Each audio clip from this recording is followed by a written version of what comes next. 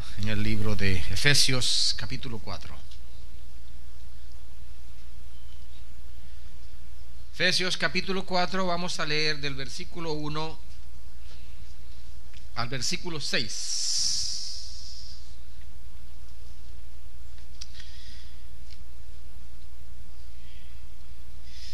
Queremos reflexionar en esta mañana acerca de nuestro aporte para una genuina unidad. Dice así la palabra de Dios: yo pues, preso en el Señor, os ruego que andéis como es digno de la vocación con que fuisteis llamados, con toda humildad y mansedumbre, soportándoos con paciencia los unos a los otros en amor, procurando mantener la unidad del Espíritu en el vínculo de la paz. Un solo cuerpo y un solo espíritu, como fuisteis llamados en una misma esperanza de vuestra vocación.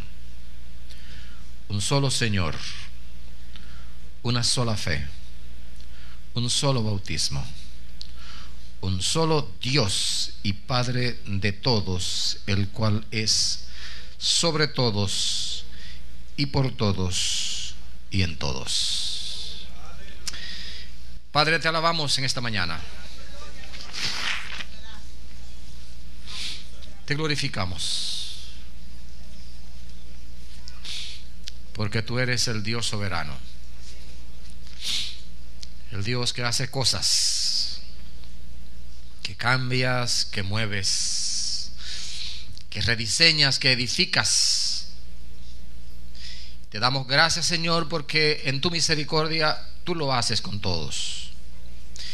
Pedimos que en esta mañana, Señor, tú abones a ese terreno hermoso para tu gloria, ayudándonos a entender un poco más de esta palabra santa y buena que tú nos has dejado en tu misericordia con nosotros. Pedimos que tu Espíritu Santo haga su trabajo en el nombre de Jesús. Amén. Pueden sentarse, hermano. Gracias. En Efesios capítulo 1, 2 y 3, el apóstol Pablo describe con detalles las bendiciones de Dios en Cristo, como aparece allí. Es decir, las bendiciones que nos han llegado al vincularnos con Cristo. Fuimos escogidos por Dios en Cristo, adoptados como hijos de Dios por medio de Cristo, fuimos libertados del pecado por medio de Cristo, obtuvimos así libre acceso a la presencia de Dios por medio de Cristo, obtuvimos con Cristo un asiento en los lugares celestiales y una herencia incorruptible y eterna en los cielos. Ahora bien, Dios no nos ha dado a ninguno de nosotros un certificado en el que se dé constancia de la posesión de esas bendiciones. No conozco a nadie que lo tenga. Cualquiera puede decir que las tiene. Cualquiera puede decir que tiene un vínculo extraordinario con Cristo. Sin embargo, los capítulos 4, 5 y 6 de Efesios describen las credenciales que tienen que acompañar a aquellos que por su vínculo con Cristo han sido receptores de esas bendiciones que nosotros acabamos de listar. No hay media tintas en la palabra. Y una de esas credenciales es la unidad. Es bien claro. La relevancia de esa credencial fue establecida de manera fehaciente por el mismo Señor Jesucristo cuando de sus labios salieron las palabras que se registran, por ejemplo, en San Juan 17:21. Dice allí, orando al Señor, dice Jesús: te pido que todos sean uno, así como tú y yo somos uno. Es decir, como tú estás en mí, Padre, y yo estoy en ti, y que ellos estén en nosotros, para que el mundo crea que tú me enviaste. Por eso decía ahorita que no es una simple credencial. Quiere decir entonces que sin lugar a duda la unidad es relevante para la iglesia. Pero uno se pregunta, ¿en qué consiste esa unidad? ¿Cuál es su naturaleza? Y más aún, ¿qué tenemos nosotros que aportar a esa unidad? Bueno, y sobre esas preguntas yo quisiera que reflexionáramos un momento a la luz de este capítulo 4, que no lo podemos agotar nosotros aquí. Es hermoso, ¿verdad?, el tema de la unidad como está presentado allí, pero podemos meditar en algunas cosas esenciales. Comencemos pensando en primer lugar por la primera pregunta: ¿cuál es la naturaleza de esa unidad de la iglesia? Entonces tenemos que decir que la naturaleza de la unidad de la iglesia obviamente está definida por la misma naturaleza de la iglesia. ¿Y qué es la iglesia? Lo primero que hay que decir es que ese término de iglesia o eclesia, como aparece en el original allí, no era un término religioso, no surgió en el vínculo religioso y que se comenzaron a reunir los hermanos y que entonces esa es la iglesia. No era así, ¿verdad? Simplemente eclesia eran los convocados, un grupo de ciudadanos convocados con un propósito. Esa era una eclesia. Es más, en Hechos 19:39, donde hubo un tumulto grandísimo, un lío, y se aparecieron las autoridades alrededor de Pablo, ¿verdad? Y lo querían linchar. Pero la cosa es que se armó un revuelo en la ciudad que dicen, bueno, si los romanos llegan y encuentran esto aquí va a haber un problema gravísimo. Y las autoridades dijeron, ven acá, pero ¿por qué ustedes no se organizan y tienen una eclesia y reclaman lo que ustedes quieran? En el literal lo que dice, organicen una asamblea y presenten el tema que ustedes tienen, en vez de hacer este desorden que han hecho aquí en medio de la ciudad. Claro, eso era la eclesia. Pero entonces, eso nos da a nosotros, en primer lugar, una pauta muy importante para nosotros entender el tema de la naturaleza de la iglesia. No es el lugar lo que nos hace iglesia de Jesucristo, sino la razón de la convocatoria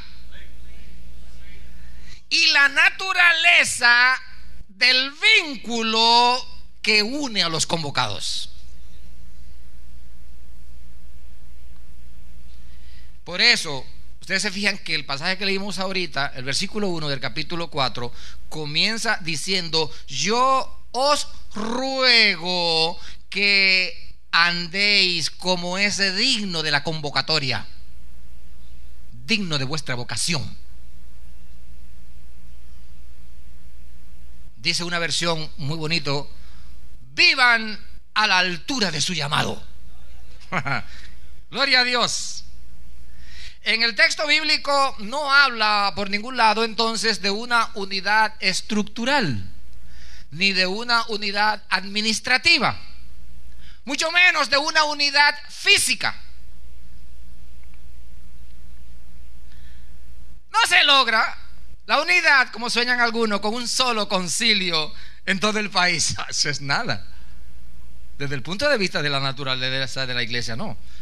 Se logra la unidad con una comunidad de creyentes, según el texto bíblico, cimentada sobre un solo cuerpo, un solo espíritu, una sola esperanza, un solo Señor, una sola fe, un solo bautismo, un solo Padre. Eso sí es iglesia unida.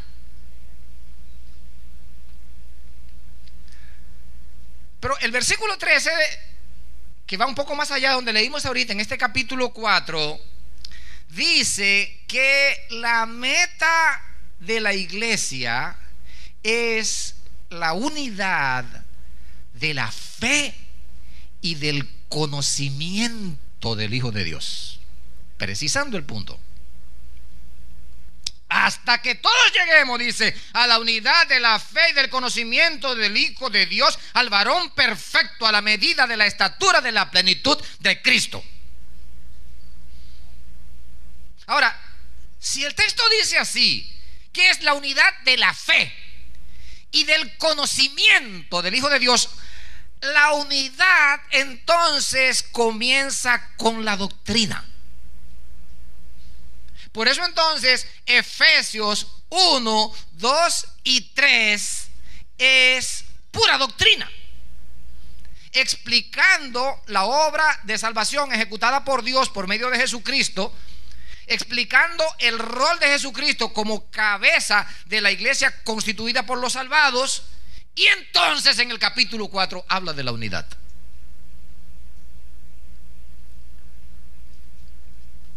Cada miembro de la iglesia debe estar bien claro en el porqué del culto,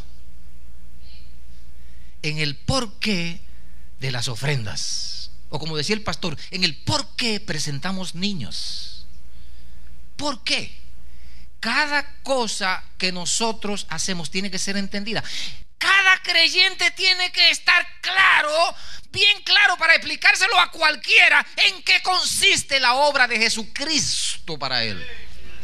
¿Por qué razón tú te oras ahí abajo y tú dices que tú estás hablando con Dios? Explícale por qué. Es verdad que tú estás hablando con Dios. Eso es real. Tú tienes un contacto directo con el mismo Padre. Pero si tú no le explicas, él entiende que eso es una presunción tuya.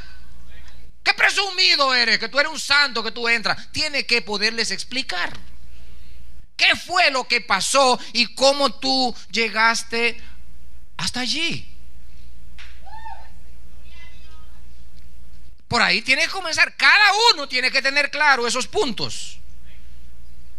Los miembros de una iglesia pueden reunirse todos los días, y eso no hace una iglesia unida. Alguna gente cree que sí, pero el texto no está hablando de eso. Una iglesia, para ser unida, debe en primer lugar ser una congregación, unos convocados, fundamentados en la palabra. Cada creyente, cada miembro debe estar impregnado, empapado, nutrido, como dice Pablo en 1 Timoteo, de la sana doctrina. Ahora, de esa verdad relevante que está en el texto, se deducen un par de conclusiones importantes al hablar del tema de la unidad. La primera de ellas: si el fundamento de la unidad es la doctrina, entonces es un absurdo sacrificar la doctrina para conseguir la unidad.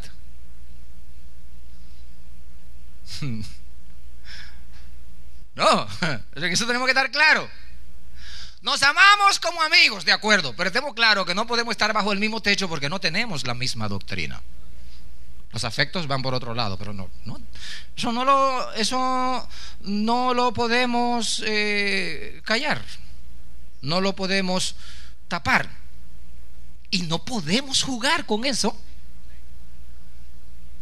Me da pena a veces cosas que pasan, como una chica muy buena, de muy buena familia, cristiana, de la iglesia, todos sus hermanos, una cosa bellísima. Cometió el error de casarse con un hombre extraordinario, de buena conducta, maravilloso. Mire, le digo que el tipo es una estrella, ¿no? Y es cristiano. No es cristiano evangélico. Y no es simple al decir que es evangélico, no, lo que estamos diciendo es que ellos dos no tienen la misma doctrina. Se casaron y al principio no había problema, y cuando novio, cuando novio la cosa todo pasa, ¿no?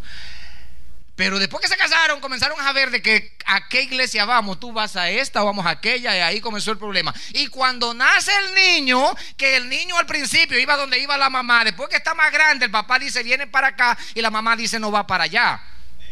Y el niño entonces comienza a entrar en contradicciones, porque cosas que está haciendo la mamá y lugares donde la mamá va, el papá le está diciendo que eso es pecado, que la Biblia dice tal cosa y que no dice aquella. Y la mamá, cuando se van para allá, para el otro lado, le dice que su papá está equivocado porque la Biblia no enseña eso. Ay, ay, ay. Pobre niño. Y es un adolescente ahora. Yo lo que puedo hacer es orar por él, ¿verdad? Porque lo amamos a todos como familia allí, pero tiene un verdadero rollo, como dice la gente. Porque la doctrina es clave. No puede haber unidad donde no hay unidad de doctrina. Listo, eso no, texto bíblico no se equivoca en eso. Ahora, en segundo lugar, puesto que lo que buscamos es unidad en la fe y en el conocimiento de Dios, hay espacio para la diversidad en cuanto a los detalles. Hay iglesias donde no se puede tocar eso, ni loco. Ustedes lo saben que es así. Hay una iglesia donde a los muchachos estaban presentando del colegio de la iglesia una presentación, una cosa allá, y se le cayó todo el andamiaje a última hora porque había un instrumento dentro de una de las canciones que se estaban presentando que fue objetado por la junta de la iglesia.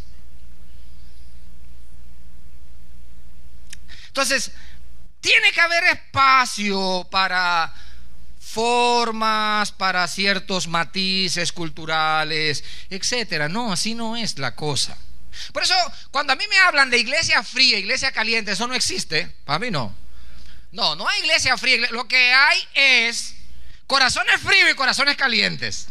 Hay corazones fríos en iglesia caliente y corazones calientes en iglesia fría.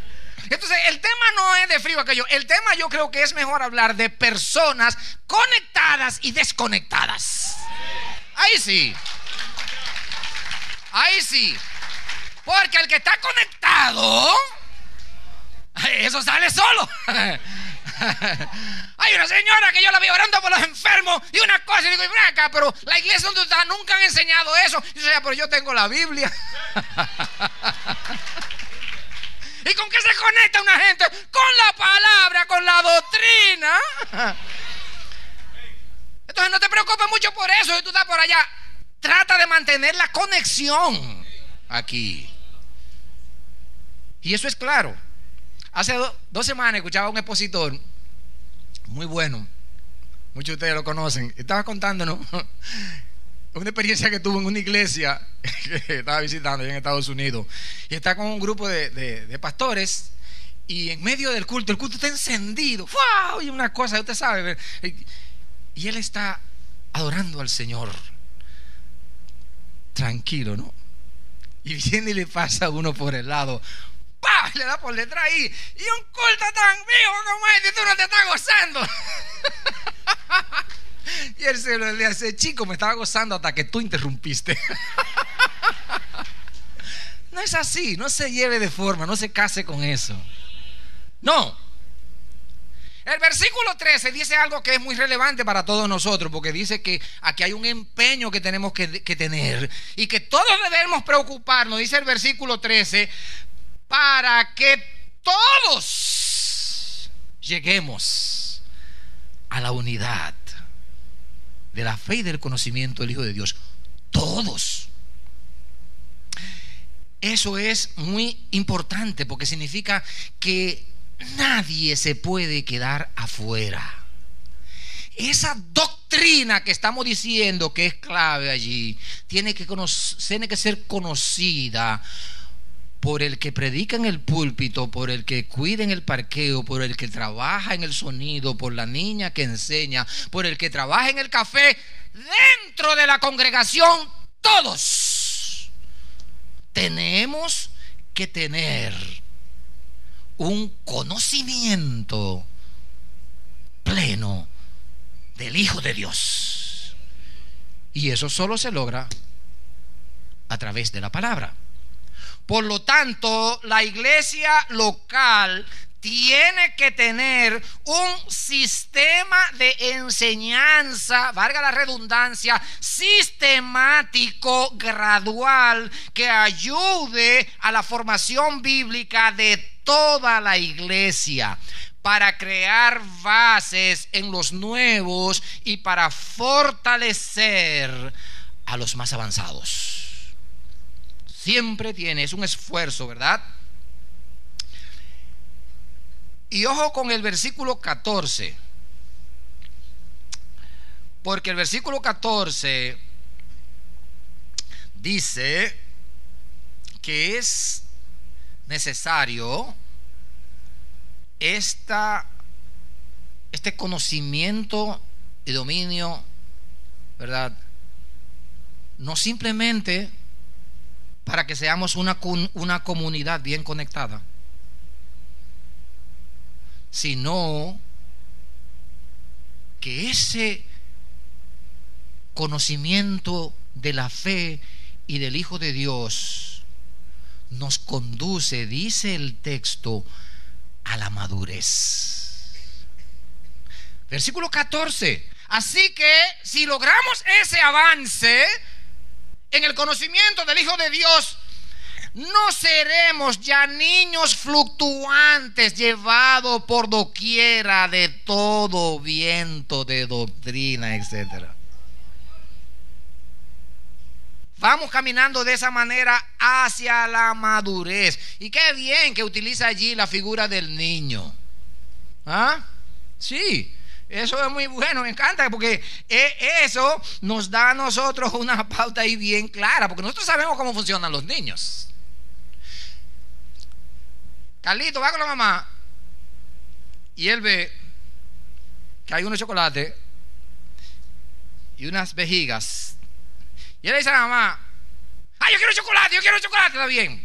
Pero en ese momento se aproxima la primita que anda por allí. Yo lo que quiero es una vejiga. ¿Y qué dice Carlito? No, una vejiga, mami, una vejiga. Y viene mami, ¡pam!, sale allá afuera, ya le compra y le trae la vejiga. Lo que pasa es que la mamá no sabe que en lo que estaba comprando la vejiga,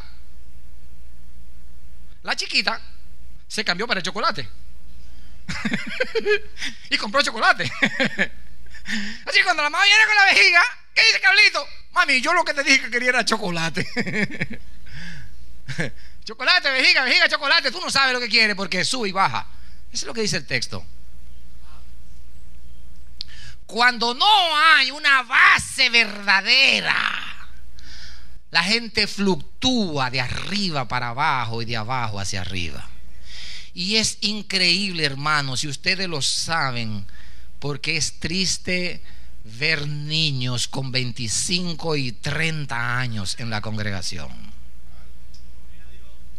Me sorprendí y me dio pena con una hermana, una señora amorosa y con tanto tiempo, y antes, hace como 3 días, pasaba por su casa y esa señora me decía: hemos encontrado en la Biblia que hay un límite de número de personas que el Señor va a salvar. Digo yo, pero no los 44,000. No, ese no, es otro número. Digo yo, o sea, pero esa misma persona había encontrado tiempos atrás un profeta que estaba en su casa, que ellos habían traído y convocaron a vecinos y demás porque el profeta iba a hablar. Yo no sé qué iba a hablar el profeta y no me quedé ahí. Pero esas son personas que cualquiera se la lleva para un lado y se la lleva para el otro. Y el apóstol Pablo aquí dice, ¿verdad?, guiado por el Señor: ¿quieren dejar de ser niños?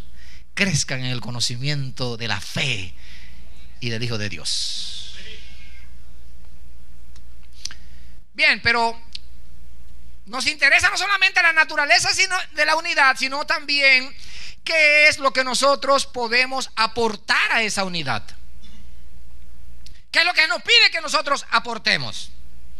Bueno, lo primero que hay que decir es que la unidad de la iglesia es una obra de Dios, no la construimos nosotros. En eso nosotros tenemos que estar claros.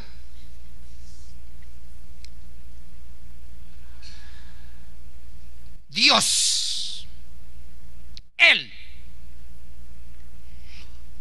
crea la unidad al vincularnos unos a otros por medio de su Espíritu Santo. Tú tienes el Espíritu, tú tienes el Espíritu, tú tienes el Espíritu, tienes el Espíritu. Ese elemento común es el que construye la unidad de la iglesia. Y está en el capítulo 1, el versículo 13, dice que tú creíste, ¿verdad? Escuchaste el Evangelio, creíste y fuiste sellado con el Espíritu Santo. Eso está bien claro allí, o sea, lo tenemos allí. Por eso entonces ustedes ven que el versículo 4, el versículo 3 del capítulo 4 que leímos aquí, habla de la unidad del Espíritu, ¿cierto? Así que la llama, tiene apellido. No unidad, no, dice unidad del Espíritu. Pero sin embargo dice también entonces que seamos, dice una versión, solícitos. O como dice esta aquí, que procuren, que pongan empeño. La Nueva Versión Internacional dice: esfuércense por mantener la unidad. No es que tú creas la unidad, no es que hagamos la unidad, no es que vamos a juntarnos para que creemos. No. Solamente te piden que ayude a mantenerla. Así es.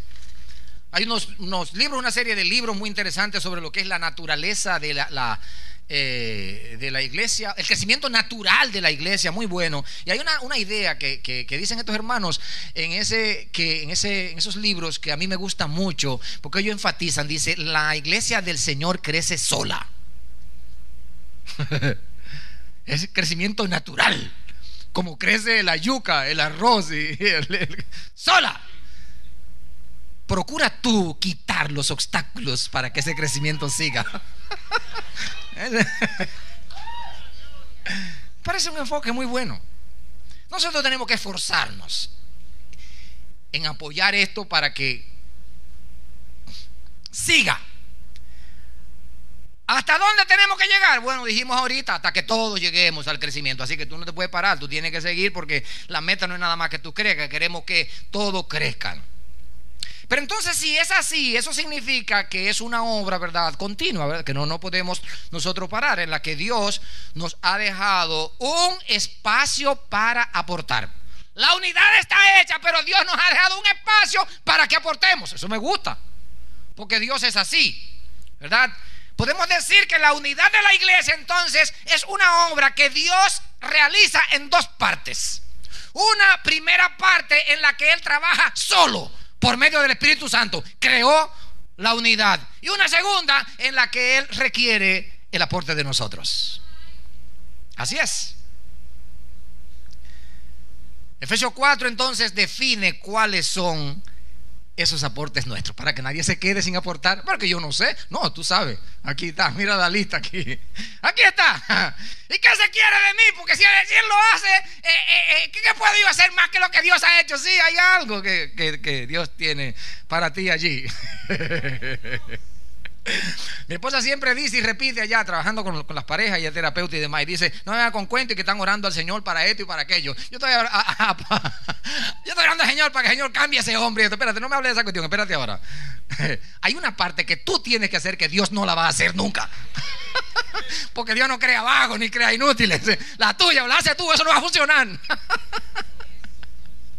Y yo creo que sí, que tenemos que asumir con responsabilidad esa parte que a nosotros nos toca. Entonces, el primer aporte, ya de hecho es del que venimos hablando ahora, ¿verdad? El primer aporte es una disposición personal para crecer en el conocimiento de Jesucristo y de la obra realizada por medio de Él con nosotros. O sea, lo que acabamos de decir hace un momento. Entonces, este aporte tiene un matiz, digamos, en cierta forma, como de tipo intelectual. Y de eso se ocupan entonces allí los capítulos 1, 2 y 3 que vimos. Al entrar entonces en el capítulo 4 hay un giro, porque ocurre que si la doctrina no aterriza en la conducta, eso es pura paja. Hay mucho impío perdiendo camino al infierno con mucha doctrina en la cabeza. Sí. Eso no hace diferencia. Tiene que aterrizar. Por eso entonces el capítulo 4 pasa al segundo aporte. Ok, ya está preparado. Tienes el conocimiento de la fe del Hijo de Dios. Ok, está bien. Vamos ahora entonces a mostrar lo que tiene. Entonces entra en un requerimiento muy práctico. Dice el capítulo 4 a comenzar allí que se requiere que cada creyente convocado por Dios lleve en la solapa de su saco lo que yo llamo un botón HP. Para que se recuerden siempre del HP, ¿no? Porque el HP ustedes lo conocen bien. Una cosa es una bombita de un HP para subir un chin de agua, ¿verdad? Y otra cosa, una bomba de 50 HP. Dos distintivos, dice el texto: humildad y paciencia.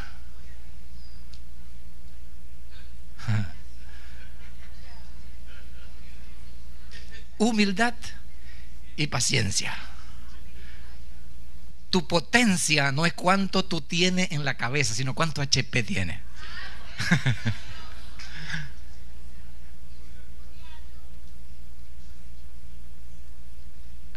Y yo me enfoco en esos dos, porque usted decía, pero hay un tercero que es la mansedumbre, porque verdad, dice allí, dice verdad, humildad y paciencia y mansedumbre. ¿Saben por qué no me preocupa mucho la mansedumbre? Porque la mansedumbre es definida, según está en el texto allí, como poder bajo control.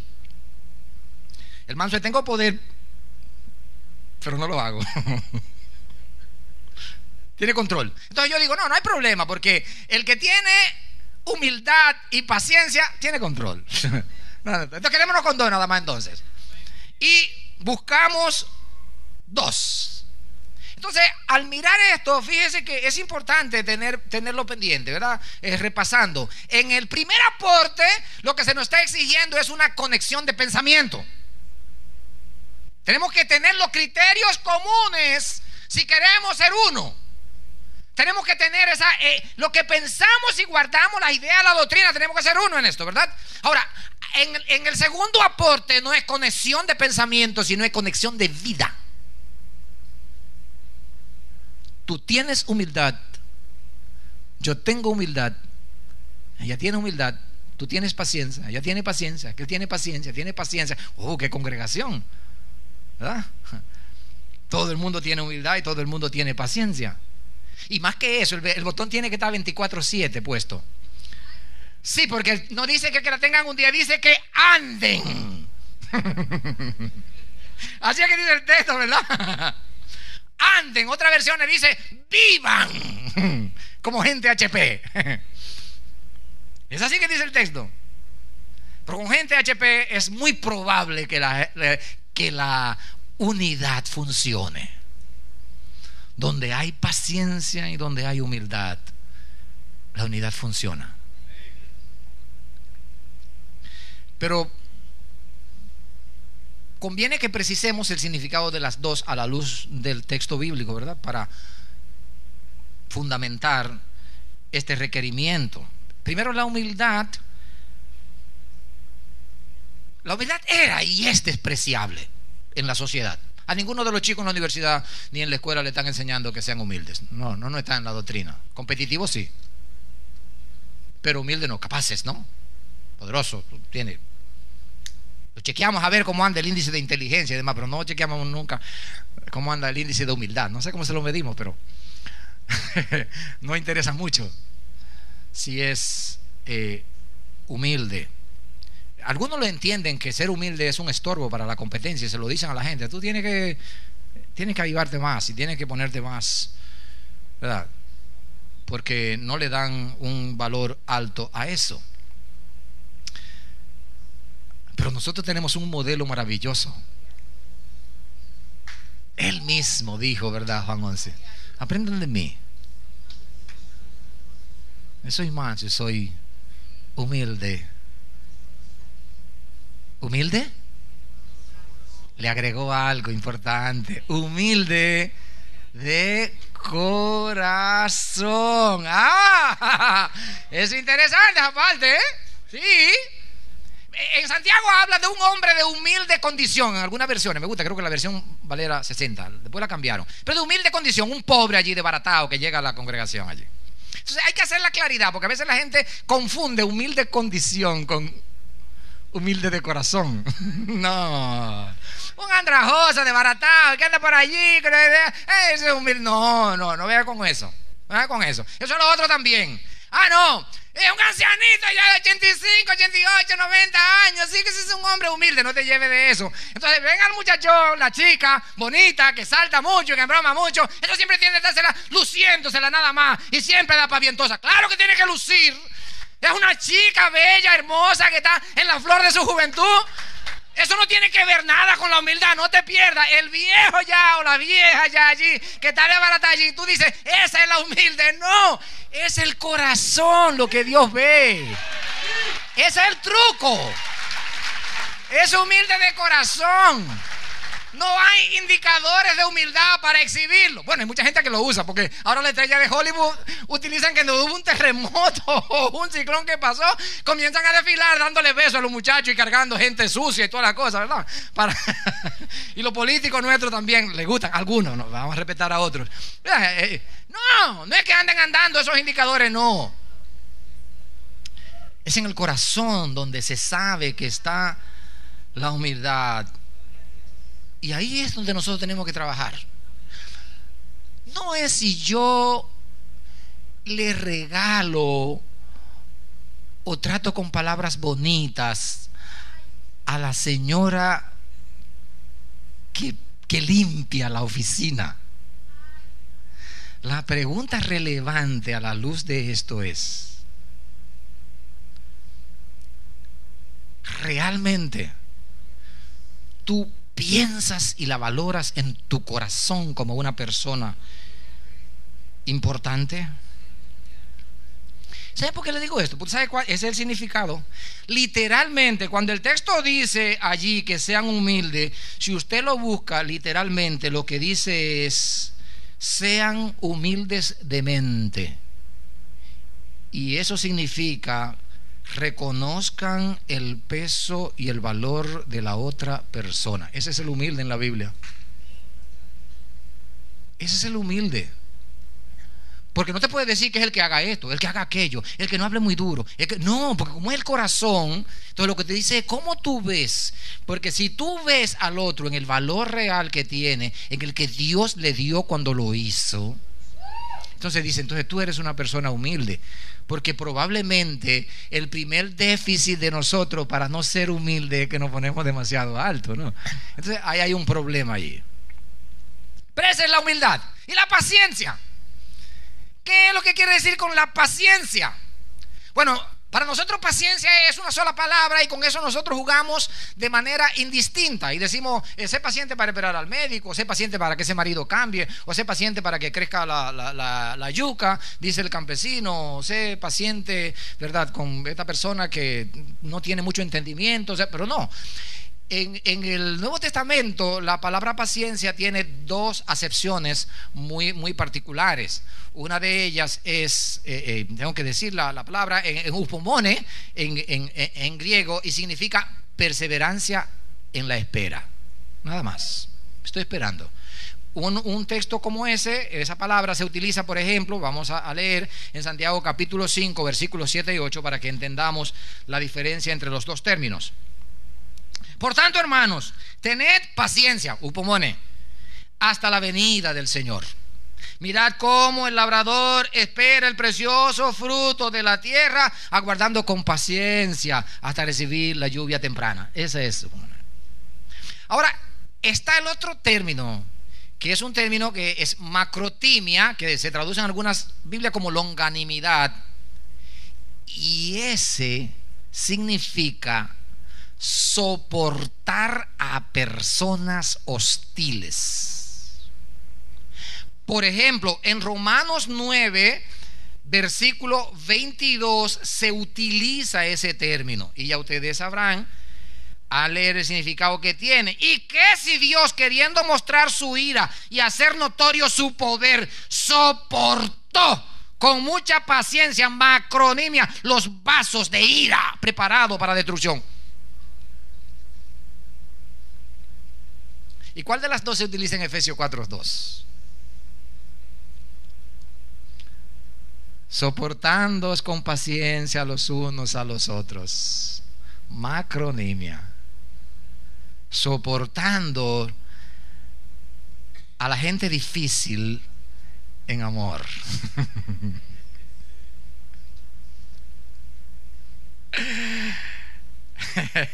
Pero estamos hablando en el contexto de la unidad de la iglesia. Y uno se pregunta, ¿y hay gente difícil de soportar en la iglesia? Oh. Yo no sé de quién están hablando, ¿verdad? Pero oye, si no hubiera, no lo dice aquí. Obvio. Usted está una vez caminando cuando usted va rápido para el trabajo, cuando va rápido para la escuela, y hay una piedrecita chiquititica en el zapato, y dice, me la quito cuando llegue. Pero, mentira, en la esquina. En la esquina tiene que pararte en un lado allí, porque eso no.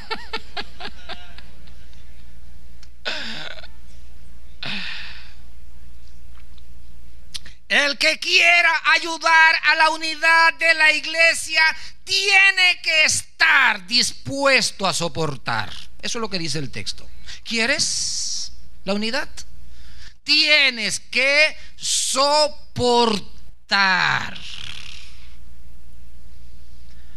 Me da pena a veces cuando alguien estalla allá y dice, suelto esto porque ya no aguanto más a Juanita.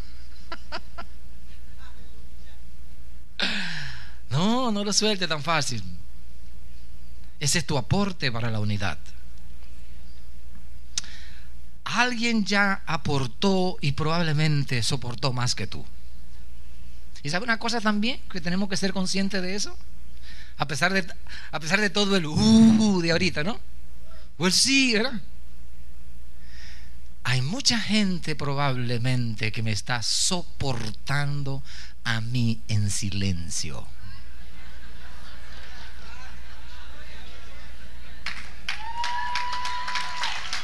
Sí,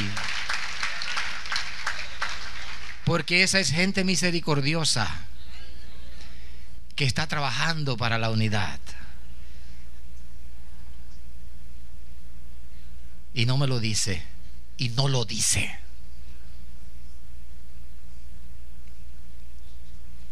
Que Dios nos ayude. Hay un tercer aporte.